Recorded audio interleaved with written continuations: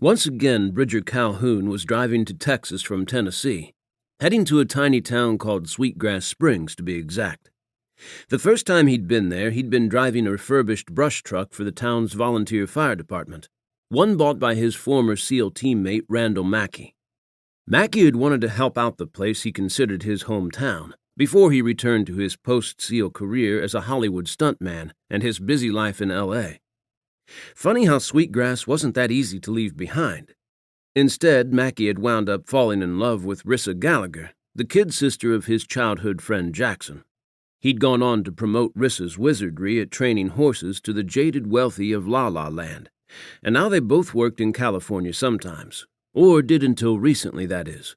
They were in the process of adopting Eric, a boy who'd lost his mother to an abusive boyfriend, the same creep who'd also nearly killed Rissa, and they spent most of their time in Sweetgrass these days. Bridger was making a second trip to the little town, hauling a barbecue grill trailer. He'd been strong-armed by Mackey into coming for a community workday where the town would band together to finish renovations on the first floor of the old decommissioned courthouse.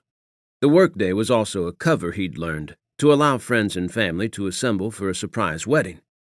The town's beloved matriarch, Ruby Gallagher, had planned it for her newly discovered granddaughter, Scarlett, and Ian McLaren, Mackey's longtime friend and the town's unofficial mayor. Except Scarlett had her own surprise in store.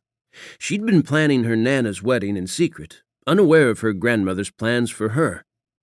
Bridger chuckled. Crazy-ass little burg. But damn, it grew on you. Sweetgrass Springs 5, said the sign up ahead.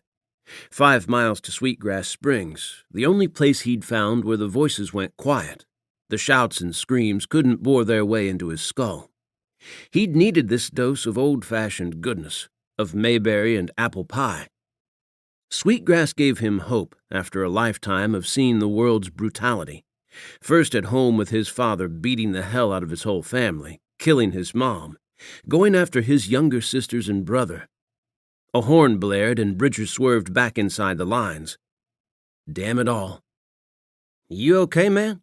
Asked his fellow fireman Larry Paulson. Yeah, absolutely. Sweetgrass was also the complete opposite of his time at war. The last op where Mackey had been injured, where 6 on their team had lost their lives, still screwed with his head in the wee hours, when he couldn't figure out how to flash-fry memories from his brain.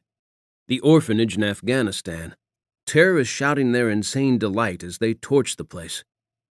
Sweetgrass Springs made him believe that life could be different, that he could find that sweet, soft woman who'd love him for life, who'd bear him a passel of babies he'd protect with his last breath.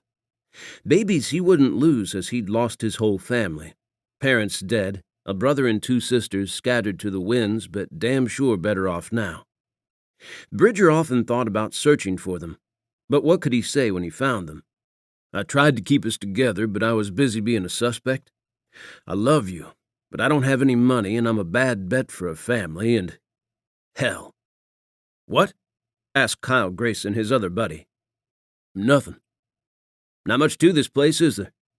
Bridger shot him a glare. It's a great place. Whatever. Anyway, we get to meet your stuntman buddy Mackey, right? A sweet gig, stuntman. Bet he's filthy rich. If he is, more power to him. Mackey had earned it with sweat and blood, the man who'd saved Bridger's life. Then the courthouse came into view. Soon he spotted Ruby's cafe, and Bridger took his first deep breath in months. Home, the town seemed to say, a gong reverberating deep inside him.